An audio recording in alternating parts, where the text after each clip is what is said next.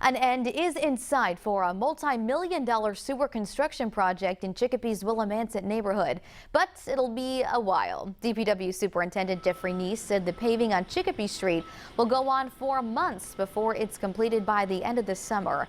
The lack of traffic has hurt some businesses. The owner of Maggio's Pizza on Chicopee Street said he suffered for 6 years during the Willimansett Bridge project and then the 3-year sewer pipe project. Well, it make me feel very happy guy, but all this time what I go through is hurt me. And these bridges and all these road constructions. The federal government mandated that Chicopee replace its old sewer pipe system throughout the city.